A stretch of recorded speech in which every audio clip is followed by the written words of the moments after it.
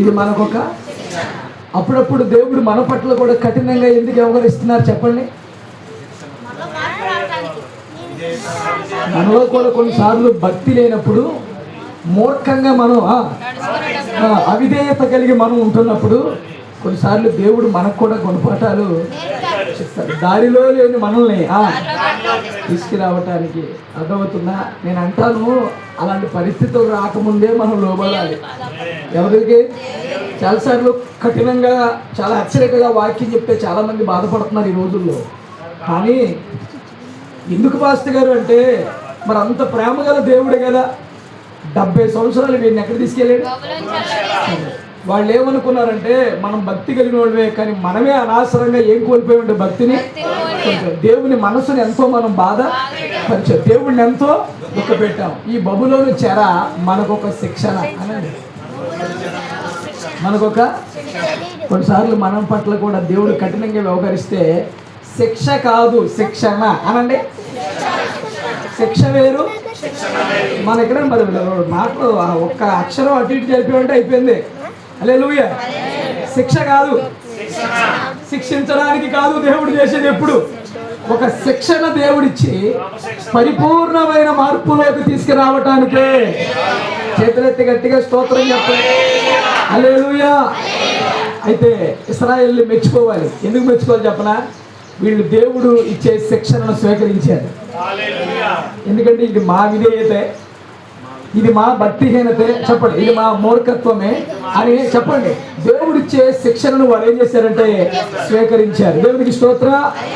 ఎందుకు ఇలా చేశామనకుండా వారి లోపాలను వెతికి సరి చేసుకొని దేవునికి ఇష్టమైన వ్యక్తులుగా ఉండటం ఆ చెరలో వారు నేర్చుకున్నారు. చెప్పండి. హల్లెలూయా. అయితే బబులోను నదుల దగ్గర వారు ఎందుకు ఏడ్చారంటే, ఎప్పటికైనా ఏనాటికైనా మన జన్మస్థలానికి మనం వెళతాం అనండి. ఎప్పటికైనా ఏనాటికైనా అనండి, మన జన్మస్థలానికి మనం వెళ్తాం. అక్కడికి వెళ్ళిన తర్వాత మన దేవుణ్ణి మనం ఆరాధించడానికి ఆలయము లేదే అనేది. ఆలయం ఏం చేశారు ఇక్కడ? వాళ్ళు అక్కడ ఎందుకు ఏడుస్తున్నారు చెప్పండి? బబులోను నదుల దగ్గరికి వెళ్ళండి. ఏనాటికైనా అక్కడికి వెళ్తాం, కానీ వెళ్ళిన తర్వాత మన దేవుణ్ణి ఆరాధించడానికి అక్కడ మనకి ఏమి లేదు, ఆలయము. అయ్యో, మన జీవితానికి ఆధారంగా ఉన్నవన్నీ వాళ్ళు ఏం చేశారు?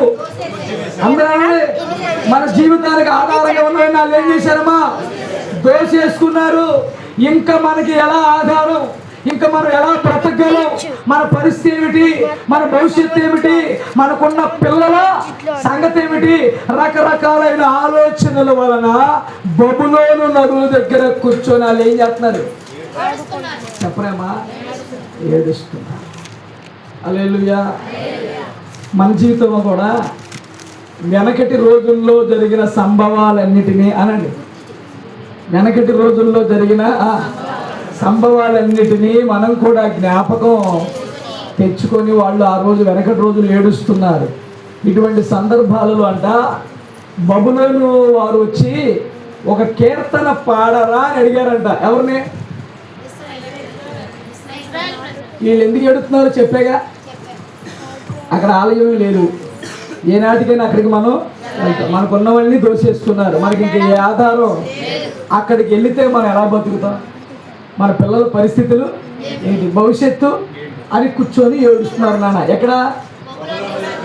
నదుల దగ్గర. సితారాలు దేని తగిలించారు?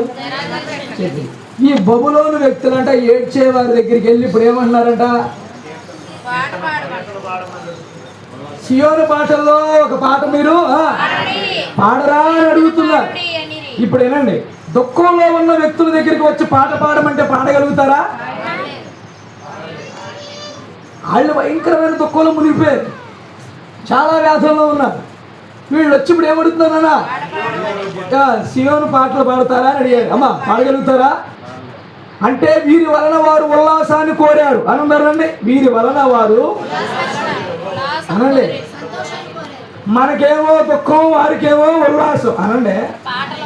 వీళ్ళకేమో దుఃఖం, వారికేమో ఉల్లాసం. అర్థమవుతుందా?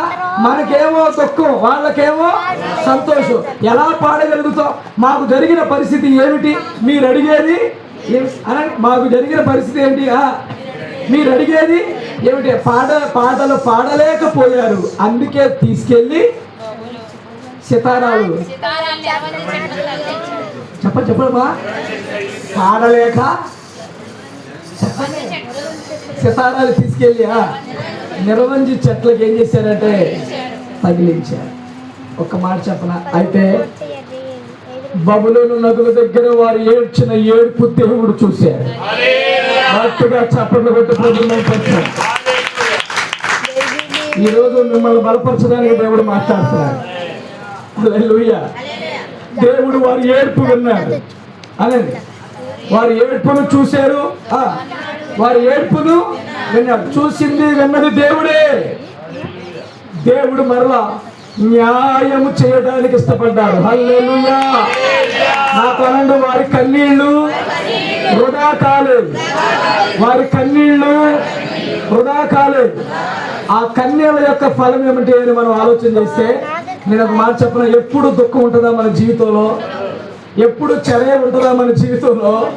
ఎప్పుడు ఏడ్చుకుంటూనే బతుకుతామా మన జీవితంలో? మన దేవుడు న్యాయం చేసే దేవుడు, మన దేవుడు. చేతులకి స్తోత్రం చెప్పారు. వాళ్ళు ఎందుకు ఏడ్చారో, ఆ పరిస్థితి ఎందుకు వచ్చిందో మీకు చాలా వివరాలు చెప్పాను. హల్లెలూయా. ఒకప్పుడు భక్తి కలిగిన వారే తర్వాత భక్తిని కోల్పోయారు. వాళ్ళ గుణపాఠం నేర్పడానికి బబులోను రాజొత్తి దండెత్తి ఆలయాన్ని కూల్చి వాళ్ళు 70 సంవత్సరాలు బబులోను చెరకే తీసుకెళ్ళాడు. అది శిక్ష కాదు, శిక్షణ అనండి. శిక్షణ. దేవుని స్తోత్ర. వాళ్ళేమో పాట పాడమన్నారు, వీళ్ళు పాడలేక సితారాలు తీసుకెళ్లి నిర్వంజి చెట్లకు. వాళ్ళు కూడా ఎందుకు పాడమన్నారు చెప్పనా? కావాలని కాదు, ఎగతాళి చేయటానికి, అపహాస్యం. చెప్పండి. పాటలు పాడుతారంటగా, పాడరా, మామూలుగా పాడండి అన్నది వేరు. ఇప్పుడు నేను చెప్పిన భాషలో చెప్తే ఎలా ఉంటుంది? వెటకారంగా, వ్యంగ్యంగా ఉంటది. ఎందుకంటే వీళ్ళు ఆల్రెడీ దుఃఖంలో, బాధలో ఉన్నారు. దేవునికి స్తోత్ర. వీళ్ళు పాడతారు ఖచ్చితంగా, మా దేవుణ్ణి ఆరాధన చేస్తే మేము హృదయపూర్వకంగా ఆరాధన చేయాలి, మీ వినోదం కోసం కాదు అనండి. మీ వినోదం కోసం, మీ సంతోషం కోసం కాదు. దేవునికి స్తోత్ర. ఇప్పుడు మనం పాటలు పాడుతాం, లోకంలో ఉన్నోళ్ళు కొంతమంది ఎటకారంగా ఎగతాళి చేసేవాళ్ళు అక్కడక్కడ. ఇక్కడ పాడతాం. ఎలా పాడతాం మనం? చాలా భక్తితో, చాలా భయభక్తులతో, హృదయపూర్వకంగా ఆరాధన చేస్తాం. లోకంలో కూడా హల్లెలూయా బ్యాచీ గాళ్ళు వస్తున్నారా? చెప్పరా ఏ బ్యాచీ గాళ్ళంటే? మీరు కూడా పాడండిరా, మేము డ్యాన్స్ చేస్తామరా అన్నారు అనుకోండి, అది దేవుని ఆరాధన అవుతుందా? అది ఎటకారం, ఎక్కిరించినట్లుగా. అర్థమైంది అన్నలు ఒకసారి చేతులు ఎత్తండి. ఈ బబులోని వ్యక్తులు ఆల్రెడీ మీరు ఎక్కడి నుండో మా దేశానికి చెప్పండి వచ్చారు, బాగా ఏడుస్తున్నారుగా. ఇప్పుడు పాడని అన్నారంట ఏడ్చినప్పుడు. ఎవరిని? అసలే లోపల వీళ్ళకి బాధ, అసలే లోపల వేదన. దేని స్తోత్ర. ఈ వాయిద్యాలు పాకు ఎందుకు పనికి రావట్లేదు? అక్కడైతే ప్రతి విశ్రాంతి దినం ఈ వాయిద్యాలు వాయించి మా తండ్రిని మేమేం చేసేవాళ్ళం? ఆరాధన చేసేవాళ్ళం. ఈ సితారాలతో ఇంక మాకేం లేదంటే పల్లె తీసుకెళ్ళి నిర్వంజి చెట్లకి ఏం చేశారు? తగిలించేశారు. కానీ ఎల్లకాలం చెర ఉండదు, ఎల్లకాలం దుఃఖం ఉండదు, ఎల్లకాలం కన్నీళ్ళు ఉండవు. నీ జీవితంలో అదే దేవుడు మాట్లాడుతున్న ఉదయకాల సమయంలో వాళ్ళు కన్నీళ్ళుగా చెప్పండి. దేవుని స్తోత్ర. ఏం జరిగింది పాస్టర్ అంటే 126వ కీర్తన 3వ వచనం చదవండి. ఇప్పుడు 126వ కీర్తన 3వ వచనం. యెహోవా మొదటి మాటగా చప్పట్లు కొట్టేయండి గట్టిగా, కొట్టేయాలి. దేవుని స్తోత్రం. యెహోవా మన కొరకు చేసి ఉన్నాడు. మనం సంతోషభరితులమైతిమి. దక్షిణ దేశములో ప్రవాహములు పారినట్లుగా యెహోవా చెరపట్టబడిన మా వారిని రప్పించుమో. దేవుని స్తోత్రం. 2వ వచనం పైకి చదవండి. 2వ వచనం. మనము కలకైన వారి వలె ఉంటుంది, మన నోటి నుండా నవ్వుండెను, మన నాలుక ఆనంద గానముతో నిండియుండెను. దేవునికి స్తోత్రం. హల్లెలూయా, హల్లెలూయా. ఇక్కడ రెట్ను వచ్చేసారు తల్లి, అటు ఎల్లు రెట్లు వచ్చేసారు.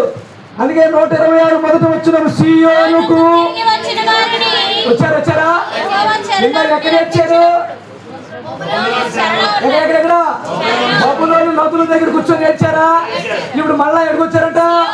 సీయోనుకు తిరిగి వచ్చిన వారిని యెహోవా చెరలో నుండి వచ్చేసారు. చాపడ కొట్రే. ఎన్ని సంవత్సరాల తర్వాత? 70 సంవత్సరాల తర్వాత. హల్లెలూయా. బబులోను నదుల దగ్గర వారంతా ఏడ్చారు. ఏడ్చే సమయంలో బబులోను వారు వచ్చి ఏం చేస్తున్నారు? పాట పాడమన్నారు. వారు పాడలేదు, ఏడుపు. అయితే ఈ వాక్యంలో చూస్తే, ఇప్పుడు 126 వాక్యం చూస్తే, పాట పాడలేనటువంటి ఇశ్రాయేలీలు ఇక్కడ ఏం చేస్తున్నారంటే వారి నాలుకతో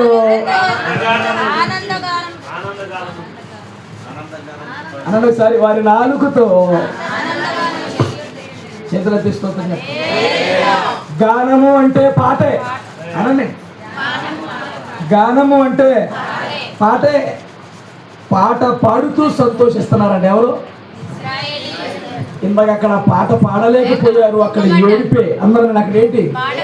ఏడిపే. ఇక్కడ ఏంటన్నా? వారి నాలుక ఆనంద గానముతో, నాలుకతో గానం చేస్తూ ఆనందిస్తున్నారు. ఎంత అద్భుతం! చేతులెత్తండి. ఎంత గొప్ప కృప! చేతులెత్తండి. ఒకప్పుడు బబులోను నదుల దగ్గర వారు ఏం చేశారు అనండి. ఇప్పుడు నాకు చెప్పండి, వారి ఏడుపు చివరికి వారి నాలుక ఆనంద గానంతో నిండిపోయింది. చేతులెత్తిస్తూ ఇప్పుడు దాకా వాళ్ళ గురించి విన్నాం కదా. దీని ద్వారా మనతో దేవుడు మాట్లాడేది ఏంటి పాస్టర్ గారు? హల్లెలూయా. ఇప్పుడు ఆ చరిత్ర అంతా విన్నామండి పాస్టర్ గారు అన్నవారు చేతులెత్తండి. మరి మనం కూడా మన జీవితంలో ఎన్నోసార్లు ఏడ్చిన దినాలు అనండి. నువ్వు కూడా ఎన్నోసార్లు ఏడ్చావు. ఎవరైనా సరే నీ వెనకటి రోజుల్లో నువ్వు ఏడ్చావు కదా. నీ ఏడుపుకు కారణం ఏంటంటే మీరు ఎన్నో కారణాలు చెప్తారు. దేని స్తోత్రం. వాళ్ళు ఎందుకు ఏడ్చారో దానికి ఒక కారణం విన్నాం. అవునా? బబులోను రాజు దండెత్తి ఆలయాన్ని వారికి ఉన్నదంతా దోసేసుకొని ఆ ప్రజలందరినీ వెనక్కి తీసుకెళ్ళిపోయాడు. నువ్వు కూడా ఎన్నోసార్లు ఏడ్చావు కదా. నీ ఏడుపుకి కారణం ఏంటి? ఎందుని బట్టి ఏడ్చావు? ఎవరు ఏడిపించారు? ఏ సమస్యను బట్టి ఏడ్చావు? ఎవరైనా నిన్ను అడిగితే నువ్వు పోగొట్టుకున్న సంవత్సరాలు నీకు జ్ఞాపకం వస్తాయి. నువ్వు ఎన్ని సంవత్సరాల ఆనందాన్ని పోగొట్టుకున్నావు, సమాధానం పోగొట్టుకున్నావు, నెమ్మది పోగొట్టుకున్నావు, జ్ఞాపకం వస్తాయి. జ్ఞాపకం వచ్చిన వెంటనే నీ కళ్ళమ్మట ఏమొస్తాయి? అందరూ అనండి. ఎవరు ఏడిపించారు? ఏ కారణాన్ని బట్టి ఏడ్చావు? అన్ని జ్ఞాపకం వచ్చేస్తాయి. ఈ రోజున మన జీవితాలలో ఏడుపు ఉంటే, దుఃఖం ఉంటే మన దేవుడు జ్ఞాపకం చేసుకునే దేవుడు ఉన్నాడు. పాట పాడలేనటువంటి మన నాలుగుతో ఆనంద గానం చేసే కృపను దేవుడు ఇవ్వబోతున్నాడు. గట్టిగా స్తోత్రం చెప్పండి. నా జీవితంలో కూడా ఏడ్చే పరిస్థితులు ఉన్నాయండి అన్నవారు చేయొచ్చని లేవా? ఇప్పటికి కూడా కొంతమంది జీవితంలో ఏడ్చే పరిస్థితులు, ఇప్పటికీ కొంతమంది ఏడుస్తున్నారు. ఏడుపే జీవితంగా ఉన్న కొంతమంది జీవితంలో, దుఃఖమే జీవితంగా ఉన్న కొంతమంది జీవితంలో ఈరోజు అందుకే ఉదయం పరిశుద్ధాత్మ దేవుడు మాట్లాడుతున్నారు. ఎందుకు ఏడుస్తున్నారు? ఎవరు ఏడిపిస్తున్నారు? కారణం ఏంటంటే ఎన్నో పరిస్థితులు ఈ లోకంలో ఎదురవుతున్నాయి. కొన్నిసార్లు నీ భర్త నిన్ను ఏడిపించి ఉండవచ్చు, నీ భార్య నిన్ను ఏడిపించి ఉండవచ్చు, నీ పిల్లలే తల్లిదండ్రులుగా మిమ్మల్ని ఏడిపించి ఉండవచ్చు. కొన్నిసార్లు తల్లిదండ్రులే పిల్లలుగా మిమ్మల్ని ఏడిపించి ఉండవచ్చు. లేదా ఇరుగు పొరుగు వారే మిమ్మల్ని చెప్పరే ఏడిపించి ఉండవచ్చు. కొన్నిసార్లు కొందరు శత్రువులై పగ పెట్టుకొని ఏ సందర్భంలో వీరిని కృంగదీయాలి, ఏ సందర్భంలో వీరిని ఏడిపించాలి, ఏ సందర్భంలో వీరిని బాధించాలని నీ మీదకి వచ్చిన సందర్భాలు నువ్వు ఎంత మానసికంగా కృంగిపోయావో, నీ వెనకటి రోజుల్లో ఏ కారణాన్ని బట్టి నువ్వు ఏడ్చావో, ఏ కారణాన్ని బట్టి నీ కళ్ళ నిండా నీళ్లు పెట్టుకొని ఆ నేలను కళ్ళల్లోనే నిల్వ చేయకుండా వదిలేసావేమో. కొన్నిసార్లు ఆ కన్నీళ్లు నీ చెంపల మీదగా కారిన సందర్భాలు, అవి నీ వస్త్రాన్ని తాకిన సందర్భాలు, నీ పడక మీద పడుకున్నప్పుడు నువ్వు వేసుకున్న తల తిండు కూడా తడిచిపోయిన పరిస్థితులు. కానీ ఒక రోజు నీ కన్నీటికి దేవుడిచ్చే బహుమానం ఏంటంటే నీ నాలుగుతో నువ్వు ఆనంద గానము చెయ్యబోతున్నావు.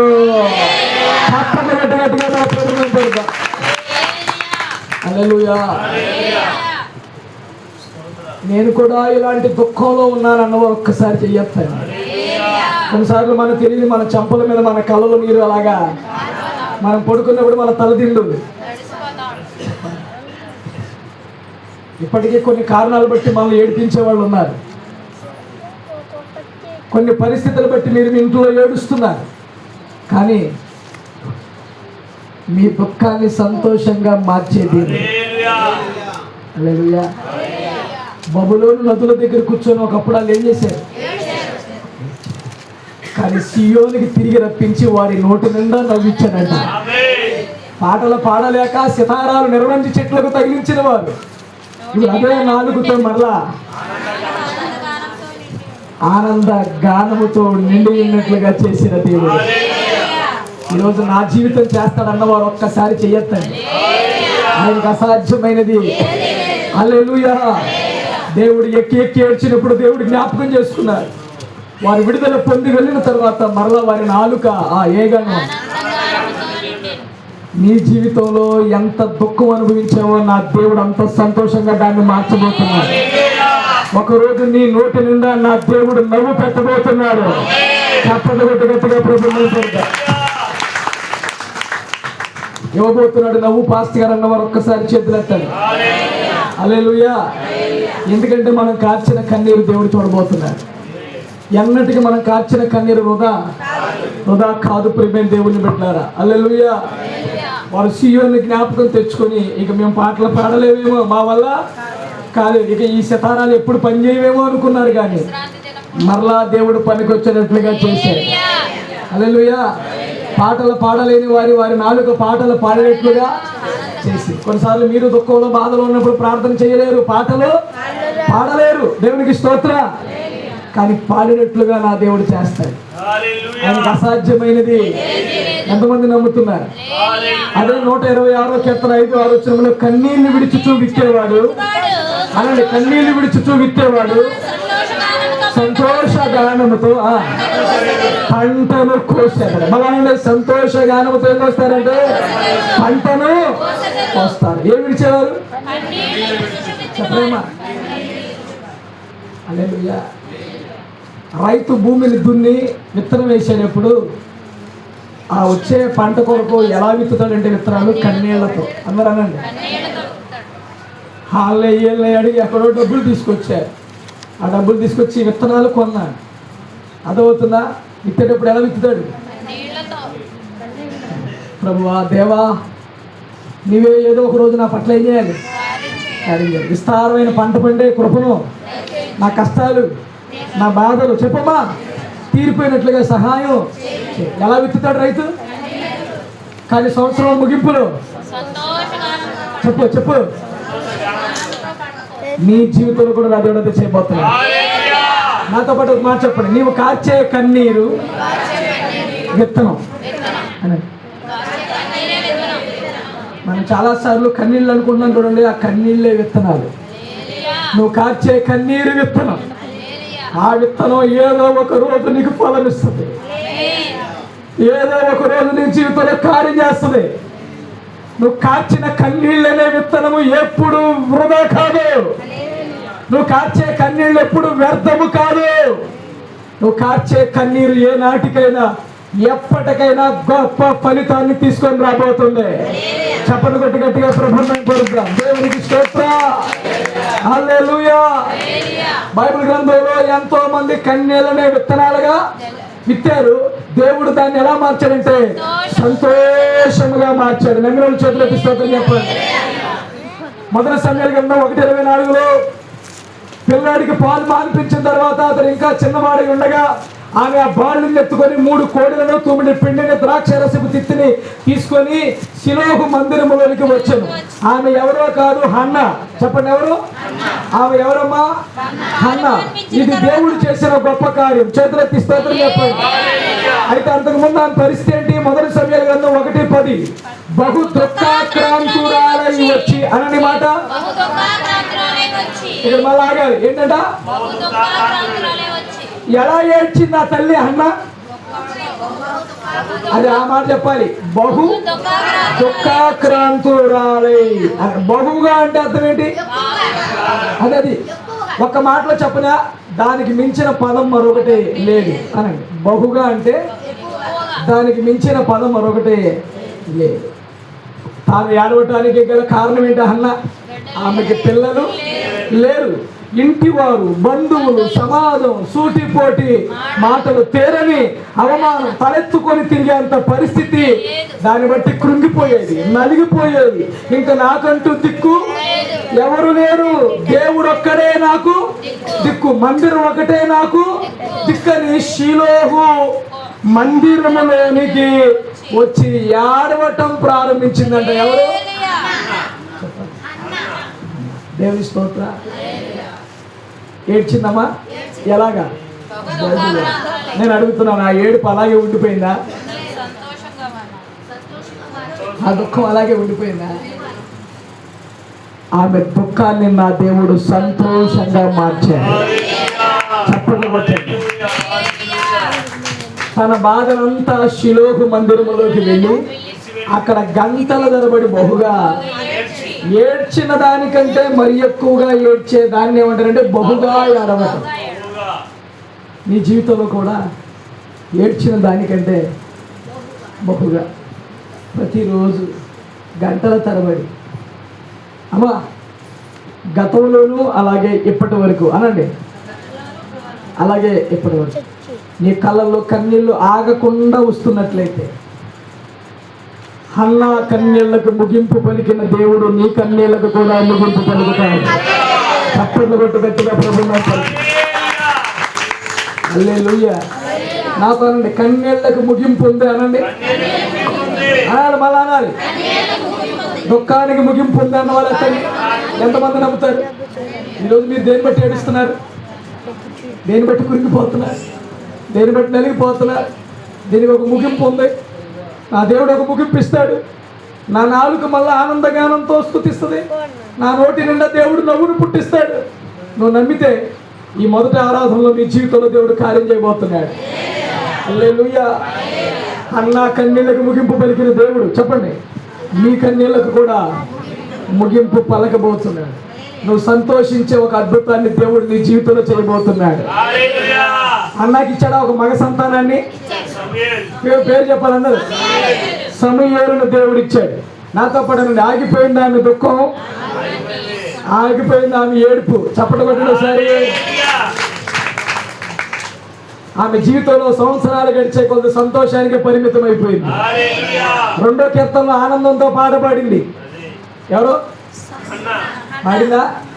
చెప్పరా? రెండో కీర్తన కాదమ్మా, మొదటి సమయాల గ్రంథం 2వ అధ్యాయం. దేవుని స్తోత్ర. ఆనందంతో పాట పాడింది. ఎవరు? చెప్పరేమా? అన్న. దేవుని స్తోత్ర. ఎందుకని మొదటి అధ్యాయం అంతా ఏంటి?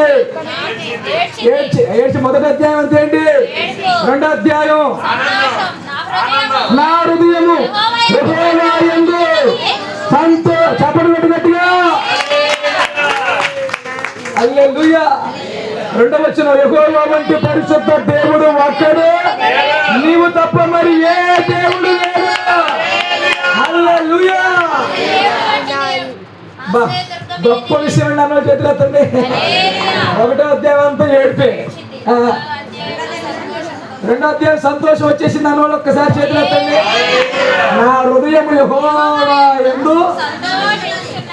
మీ జీవితాన్ని కూడా దేవుడు అలా మార్చబోతున్నాడు. మీ కుటుంబాన్ని కూడా దేవుడు అలాగే మార్చబోతున్నాడు. నమ్మిన వాళ్ళు ఒకసారి చేతులెత్తండి. హల్లెలూయా.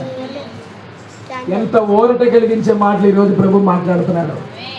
నువ్వు ఎంత ఏడుస్తున్నావో, నువ్వు ఎంత కన్నీరు కారుస్తున్నావో, నువ్వు ఎంత నలిగిపోతున్నావో, నువ్వు ఎంత కురింగిపోతున్నావో, నీ జీవితం ఎంత నలగొట్టబడుతూ ఉన్నదో అన్ని చూస్తున్నాడు దేవుడు. హన్నాను చూసిన దేవుడు నిన్ను కూడా చూస్తున్నాడు. ఆమె దుఃఖాన్ని సంతోషంగా మార్చిన దేవుడు నీ దుఃఖమును కూడా ఆయన సంతోషంగా మార్చబోతున్నాడు. దేవునికి స్తోత్ర. నాతో చెప్పండి, నిరవంజి చెట్లకు సితారాలు తగిలించి ఏడ్చిన వారి జీవితాలకు విడుదలనిచ్చి గమ్యానికి చేర్చిన దేవుడు, తర్వాత వారి నాలుక ఆనంద గానముతో నింపిన దేవుడు నీ నాలుకను కూడా ఆనంద గానంతో నింపబోతున్నాడు. తప్పని కొట్టు ప్రభుత్వం అర్థమైంది. పాస్కర్ అన్న వారి చేతులు ఎత్తాయి. నాతో ఆఖరి మాటలందరూ చెప్పండి. బబులోను మన జీవితంలోని కష్టాలకు ప్రతీక. మరొకసారి, బబులోను మన జీవితంలో కష్టాలకి ప్రతీక. సియోను దేవుని సన్నిధికి ప్రతీక. సితారాలు మన స్తుతికి ప్రతీక. కష్టాలు వచ్చినప్పుడు సితారాలను వేలాడదీయక కన్నీళ్లతో దేవుని వైపు తిరిగితే ఆయన మరల మన నోటిలో కొత్త పాటను ఉంచుతాడు. కాపర్లు గట్టిగా హల్లెలూయా. కష్టాలు తీరిపోయే రోజు ఉంటుంది. దేవుని సన్నిధికి చేరే రోజు ఉంది. సితారాలు మళ్ళా పట్టుకునే రోజు ఉంది.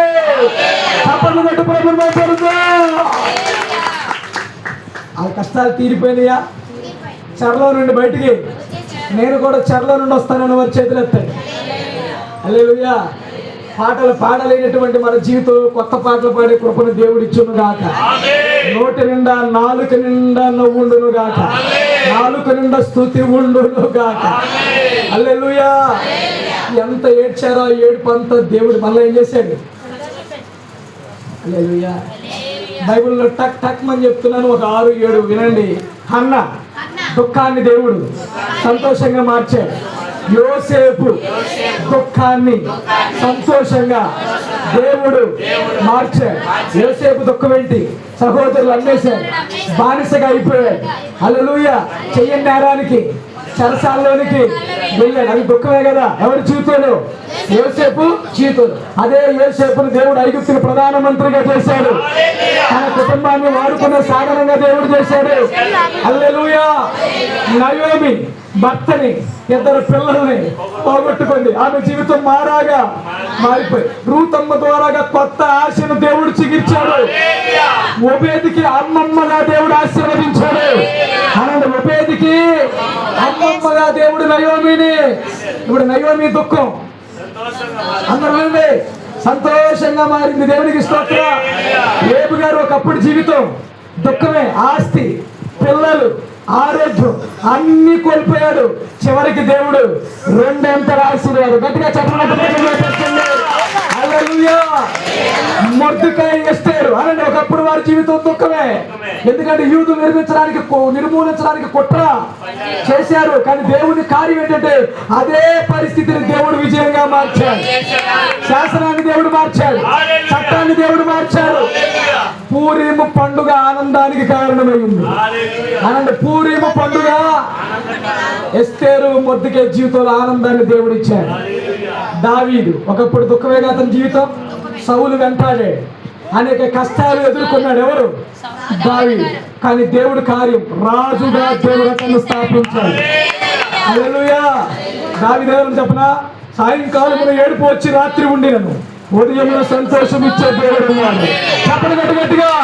సాయంకాలమున ఏడుపు వచ్చి రాత్రి ఉండినను ఉదయమున సంతోషం ఇచ్చే దేవుడు ఉన్నాడు. కీర్తన 30:11 అంటాడు, నా అంగలార్పును నీవు. గట్టిగా చెప్పలు పెట్టండి. ఎలా మారుస్తాడంట? హల్లెలూయా. నాకు సంతోష వస్త్రము నాకు ధరింపజేసింది. భోగి పట్ట విడిపించి